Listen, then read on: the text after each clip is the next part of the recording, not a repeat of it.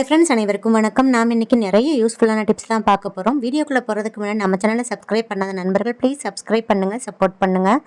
வீடியோவை முழுமையாக பாருங்கள். நான் சொல்லியிருக்கிற ஏதாவது ஒரு டிப்ஸ் அது கண்டிப்பாக உங்களுக்கு பயனுள்ளதாக இருக்குங்க. ஸோ அதனால் ஸ்கிப் பண்ணாமல் பாருங்கள்.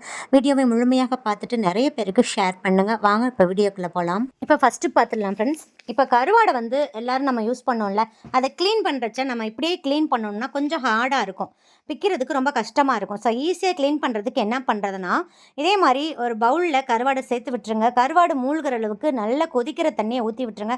இது கூடயே கொஞ்சமாக மஞ்சள் தூள் சேர்த்து நல்லா மிக்ஸ் பண்ணிவிட்டு ஒரு 15 நிமிஷத்துக்கு மூடி போட்டு க்ளோஸ் பண்ணிடுங்க. இப்போ கருவாடு ஓரளவுக்கு நல்லா ஊறி இருக்குங்க. இப்போ நம்ம தலைப்பகுதியெலாம் கட் பண்ணுறச்ச ஈஸியாக நமக்கு பிக்க வந்துடும். தலைப்பகுதியை கட் பண்ணுறப்ப தலைப்பகுதிக்கு கீழே கொஞ்சம் இறக்கம் கொடுத்து இந்த நெக் போர்ஷனோட கழுத்து போர்ஷனோட சேர்த்து கட் பண்ணுங்கள். அப்போ அங்கே தான் நமக்கு கருப்பு கலரில் ஒரு குடல் மாதிரி ஒன்று இருக்கும், அதை நம்ம சாப்பிடக்கூடாது, அதையும் சேர்த்து கட் பண்ணிடணும். அதே மாதிரி கீழே வந்து வால் பகுதி கொஞ்சமாக கட் பண்ணி போட்டுருங்க. மேலே செதில் மாதிரி இருக்கும் பார்த்தீங்களா, அதை லைட்டாக கையை வச்சு இப்படி நம்ம எடுத்தோம்னாவே அழகாக உறிஞ்சு வந்துடுங்க. எனக்கு கொஞ்சம் இந்த சுடு தண்ணி ஊற்றிருக்கிறதுனால நல்லாவே ஊறிடும். ஸோ அந்த மாதிரி நம்ம நல்லா எல்லாத்தையும் க்ளீன் பண்ணி முடிச்சிடலாங்க. ஒரு நொடியில் பாருங்கள் எல்லாமே ஈஸியாக க்ளீன் பண்ணாச்சு. இப்போ இந்த பவுலில் வந்து 2 டைம் வந்து நம்ம நல்ல தண்ணியை ஊற்றி நல்லா கழுவிடுங்க. அப்போ தான் மண் எதுவும் இல்லாமல் ஈஸியாக நமக்கு க்ளீன் ஆயிருங்க. பாருங்கள் சூப்பராக க்ளீன் ஆகிடுச்சு. ஸோ கருவாடை வந்து இந்த மெத்தடில் க்ளீன் பண்ணுங்கள். அந்த கல் மண் எதுவும் இல்லாமல் ஈஸியாக நமக்கு க்ளீன் ஆகி கொடுத்துரும். இப்போ நெக்ஸ்ட்டு பார்த்துலாம் ஃப்ரெண்ட்ஸ். நம்ம வந்து டைம் சேவ் பண்ணுறதுக்கு தான் குக்கரே வாங்கியிருப்போம். குக்கர் வந்து அடிக்கடி மக்கர் பண்ணுங்க, அதான் கேஸ் கட் ரொம்ப ப்ராப்ளம் பண்ணும். சமைக்கிறச்சு இந்த மாதிரி குக்கர்லேருந்து தண்ணி வலியும். அந்த டைமில் லிட்டை கழட்டிட்டு அந்த கேஸ் கட்டை எடுத்துட்டு டேப் வாட்டரில் கழுவிடுங்க. இப்போ அந்த கேஸ் கட்டில் ஏதாவது ஓட்டைகள் இருக்கான்னு பாருங்கள், இல்லாட்டி எங்கேயாவது கட்டாக இருக்கான்னு பாருங்கள். அந்த மாதிரி எதுவும் இல்லைன்னா அந்த மாதிரி கை வச்சு லைட்டாக எக்ஸ்பேண்ட் பண்ணி விட்ருங்க. எக்ஸ்பேண்ட் பண்ணிட்டீங்கன்னா அந்த லிட்டில் போய் கரெக்டாக ஃபிக்ஸ் ஆகிக்குங்க. ஏன்னா இது வந்து ஏன் அப்படி எக்ஸ்பேண்ட் பண்ண சொல்கிறேன்னா, சம்டைம்ஸ் வந்து கேஸ் கட் வந்து லைட்டாக சுருங்கிரும், அதனால் அந்த கரெக்டாக போய் ஃபிக்ஸ் ஆகாமல் கேப் இருக்கும், அதுலேருந்து தண்ணி வலியும். இந்த மாதிரி லைட்டாக எக்ஸ்பேண்ட் பண்ணிட்டிங்கன்னா கரெக்டாக கிச்சனை போய் ஃபிக்ஸ் ஆகிக்குங்க. நமக்கு தண்ணி வலியாவது ட்ரை பண்ணி பாருங்கள். இப்போ நெக்ஸ்ட் பார்த்துடலாம். அடிக்கடி கேஸ் கட்டை வந்து மாற்றாமல் நிறைய நாள் எப்படி ஸ்டோர் பண்ணலான்னு பார்க்கலாங்க. இந்த ரெண்டு டிப்ஸை மட்டும் நல்லா தெரிஞ்சு வச்சுக்கோங்க. சமையல் வேலை முடிஞ்ச உடனே டக்குன்னு குக்கர் மூடியிலிருந்து ஃபஸ்ட்டு நம்ம கேஸ் கட்டை தாங்க ரிமூவ் பண்ணணும். ரிமூவ் பண்ணிவிட்டு அதை வந்து தண்ணியை நல்லா டிப் பண்ணிடணும், நினச்சி விட்டுருணுங்க. ஏன்னா கேஸ் கட்டுக்கு ஹீட்டே ஆகாது. இந்த மாதிரி பண்ணுறதுனால அந்த ஹீட் ஃபுல்லாக நல்லா ரெடியூஸ் ஆயிரும். அதுக்கப்புறம் இதை டேப்பில் இந்த மாதிரி தொங்க போட்டுருங்க. அந்த தண்ணியெல்லாம் வடிஞ்சதுக்கப்புறம் ஃப்ரீசரில் ஸ்டோர் பண்ணிடுங்க. எத்தனை கேஸ் கட் இருந்தாலும் இதே மெத்தடை ஃபாலோ பண்ணி ஃப்ரீசரில் ஸ்டோர் பண்ணிக்கோங்க. நெக்ஸ்ட் டைம் நீங்கள் பயன்படுத்தும் போது தண்ணியை நினச்சிட்டு அதுக்கப்புறம் குக்கரில் மூடியில் மாட்டிட்டு பயன்படுத்துங்க. ஏன்னா எப்பயுமே கேஸ் கட்டு வந்து ஈரப்பதமாக இருக்கணுங்க, அப்போ தான் அது உழைக்கும். இப்போ நெக்ஸ்ட்டு பாருங்கள், கேஸ் கட்டை வந்து நம்ம ரிமூவ் பண்ணிவிட்டு லைட்டாக வந்து வாஷ் பண்ணிவிட்டு நம்ம வச்சுருவோம். அந்த மாதிரி பண்ணக்கூடாது. இந்த கேஸ் கட்டுக்கு உள்ள கேப் இருக்கும் பார்த்தீங்களா, அதிலெல்லாம் ஃபுட் பார்ட்டிகல்ஸ் போய் மாட்டிக்கிட்டு பாக்டீரியாஸ்லாம் ஃபார்ம் ஆகிட்டு ஓட்டை விழுந்துருங்க. அந்த மாதிரி ஓட்டை விழுக்காமல் இருக்கிறதுக்கு இந்த மாதிரி என்ன லிக்யூட் நீங்கள் யூஸ் பண்ணுறீங்களோ அதை எடுத்துக்கோங்க. இந்த மாதிரி வேஸ்ட் ப்ரஷ்ஷை அதை டிப் பண்ணிவிட்டு இந்த மாதிரி உள்ளே வந்து நல்லா க்ளீன் பண்ணி கொடுத்துருங்க. இந்த மாதிரி பண்ணுறதுனால ரெகுலராக இதே மாதிரி பண்ணுங்கள். இந்த மாதிரி பண்ணுறதுனால அந்த ஃபுட் பார்ட்டிகல்ஸ்லாம் உள்ளே போய் மாட்டாமல் இருக்குங்க, இதனால் ஓட்டை விழுக்காது. நெக்ஸ்ட்டு வந்து இதே மாதிரி வாஷ் பண்ணிவிட்டு அதுக்கப்புறம் ஃப்ரீசரில் ஸ்டோர் பண்ணிக்கோங்க. இந்த மாதிரி ரெகுலராக செய்கிறதுனால கேஸ்கட் நம்மளால் அடிக்கடி மாற்ற தேவையே இல்லைங்க. எதுக்கும் நம்ம எக்ஸ்ட்ரா 2 கேஸ்கட் புதுசாக எப்போயுமே ஸ்பேர் வாங்கி வச்சுக்கணுங்க. இன்கேஸ் நமக்கு ஓட்டை விழுந்துருச்சு அல்லது ஏதாவது பல்ஜ் ஆயிடுச்சு இல்லை கட் ஆயிருந்துச்சுன்னா நம்மளால் அந்த கேஸ் கட்டை பயன்படுத்தி சமைக்க முடியாது.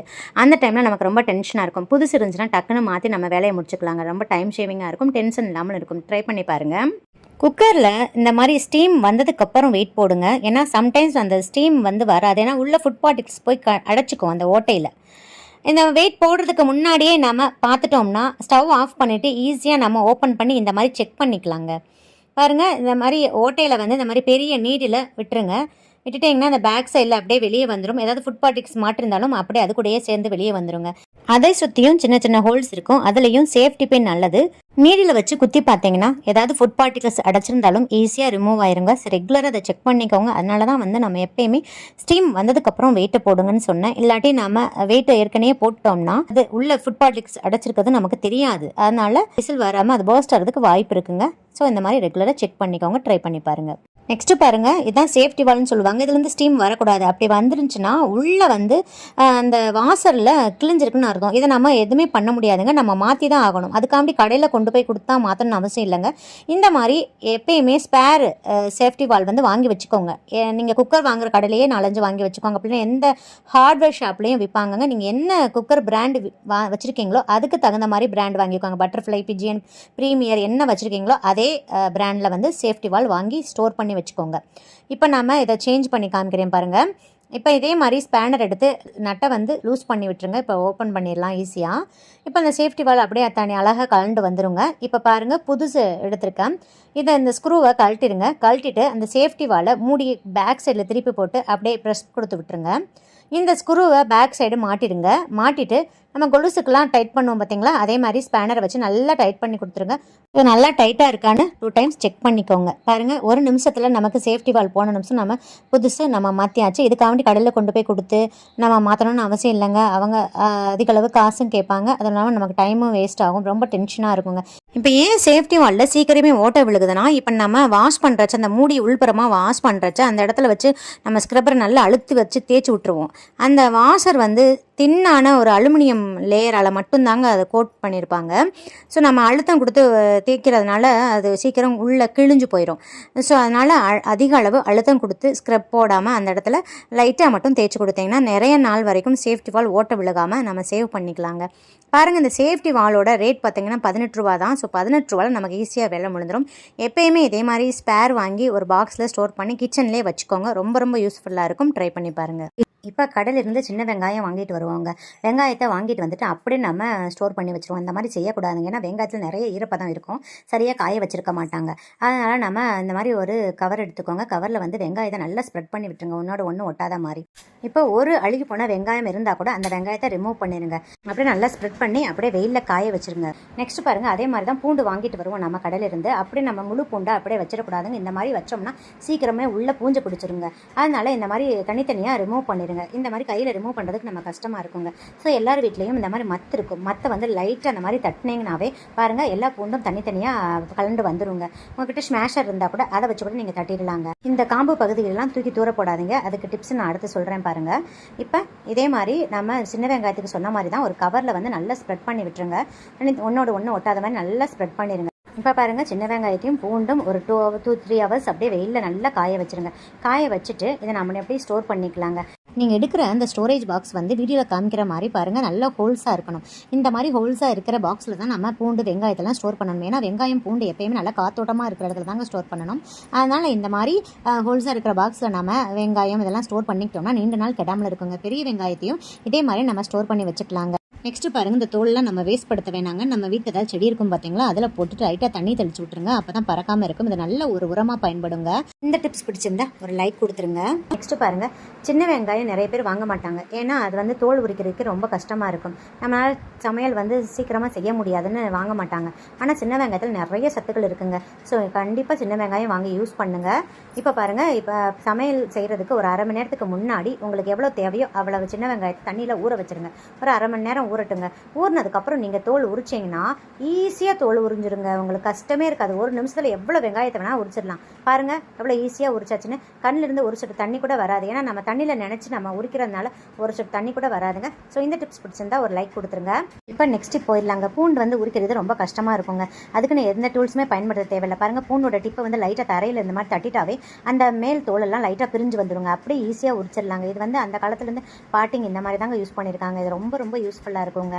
இதுக்குன்னு தனியாக நம்ம டூல்ஸ் பயன்படுத்த தேவையில்லை. ஆனால் நமக்கு பூண்டு இந்த மாதிரி ஈஸியாக உறிஞ்சு வர்றதுக்கு பூண்டு வந்து நல்லா காஞ்சிருக்கணும். அதனால தான் வெயிலில் வந்து ஒரு 2-3 மணி நேரம் நல்லா காய வச்சு எடுத்துருங்க. அப்போ தான் அதோட லைஃபும் நல்லா இருக்குங்க. ஸோ இந்த டிப்ஸு உங்களுக்கு பிடிச்சிருந்தா லைக், ஷேர், கமெண்ட் பண்ணுங்கள். இப்போ இந்த மாதிரி ரப்பர் பேண்ட் எல்லார் வீட்லேயும் வச்சுருப்போங்க. அந்த ரப்பர் பேண்ட் வந்து சீக்கிரமே வந்து ஒன்றோட ஒன்று ஒட்டி அப்படியே பிசின் மாதிரி ஆயிருங்க. அந்த மாதிரி ஆகாமல் இருக்கிறதுக்கு இதே மாதிரி ஒரு பாக்ஸ் எடுத்துக்கோங்க. பாக்ஸில் இந்த ரப்பர் பேண்டை போட்டுட்டு உள்ளே வந்து முகத்துக்கு போடுற பவுடரை கொஞ்சமாக அப்படியே டஸ்ட் பண்ணி விட்டுருங்க. இதை நல்லா அப்படியே ஷேக் பண்ணிடுங்க. இந்த பவுடர் வந்து அந்த ரப்பர் பேண்டோட எல்லா இடத்துலையும் கோட் ஆயிரும். கோட் ஆகிட்டு இதே மாதிரி மூடி அப்படியே க்ளோஸ் பண்ணி வச்சுக்கிட்டிங்கன்னா ஒரு வருஷம் ஆனாலும் இது அப்படியே வீணாக போகாமல் அப்படியே இருக்குங்க. ஸோ இந்த டிப்ஸ் பிடிச்சிருந்தா ஒரு லைக் கொடுத்துருங்க. நெக்ஸ்ட்டு பாருங்கள், உருளைக்கிழங்கு நிறைய பேர் வந்து இந்த மாதிரி பெரிய வெங்காயத்தை கூட போட்டு வைப்பாங்க. அந்த மாதிரி போட்டு வைக்கவே கூடாதுங்க. அந்த மாதிரி வைக்கிறதுனால சீக்கிரமே அந்த உருளைக்கிழங்கு முளைச்சிடுங்க. அந்த மாதிரி பண்ணவே கூடாது. நெக்ஸ்ட்டு வந்து அந்த உருளைக்கிழங்கு வந்து பச்சை கலரில் சில உருளைக்கிழங்கு இருக்குங்க. அந்த மாதிரி வாங்கவே கூடாதுங்க. அது ரொம்ப ரொம்ப பாய்சன். அந்த மாதிரி இருந்துச்சுன்னா அந்த உருளைக்கிழங்கு அவாய்ட் பண்ணிடுங்க. நெக்ஸ்ட்டு வந்து நம்ம உருளைக்கிழங்கு இந்த மாதிரி செப்பரேட்டாக ஒரு பாக்ஸில் தான் போட்டு வைக்கணும். அதே மாதிரி உருளைக்கிழங்கு முளைக்காமல் இருக்கிறதுக்கு நான் ஏற்கனவே சொன்ன மாதிரி அந்த பூண்டில் அந்த உரிச்சம் பார்த்தீங்களா, அந்த காம்பு பகுதியோடு இருக்கிற அந்த காம்பை வந்து பூண்டோட காம்பை வந்து இந்த உருளைக்கிழங்கு பாக்ஸில் போட்டு வச்சுருங்க. இந்த மாதிரி செய்கிறதுனால உருளைக்கிழங்கு வந்து நீண்ட நாள் முளைக்காமல் இருக்குங்க. ஸோ இந்த டிப்ஸ் பிடிச்சிருந்தா ஒரு லைக் கொடுத்துருங்க. நெக்ஸ்ட் டிப் பார்க்குறதுக்கு முன்னாடி ஒரு ரெசிபி வீடியோ பார்த்துடலாம் ஃப்ரெண்ட்ஸ். இந்த மாதிரி அகலமான பாத்திரம் எடுத்துக்கோங்க. அதில் நான் இன்னைக்கு 1/2 கிலோ சிக்கனை நல்லா உப்பு மஞ்சள் தூள் போட்டு நல்லா 2-3 டைம் நல்லா வாஷ் பண்ணிட்டேங்க. இந்த மாதிரி லெக் பீஸ் எடுத்தீங்கன்னா நல்லா இந்த மாதிரி கட் பண்ணிட்டு சேர்த்துக்கோங்க. அப்பதான் மசாலாலாம் உள்ள இறங்கும். நான் இன்னைக்கு கொஞ்சம் எலும்பும் சேர்ந்து தாங்க எடுத்துருக்கேன். நீங்க போன்லெஸ் சிக்கனை கூட எடுத்துக்கலாம். இப்போ 2 டேபிள் ஸ்பூன் கெட்டியான புளிக்காத தயிரை நல்லா பீட் பண்ணிட்டு சேர்த்துக்கோங்க. நெக்ஸ்ட் 1 டீஸ்பூன் ஃபுல்லா பொங்க இஞ்சி பூண்டு விழுந்து சேர்த்துக்கோங்க.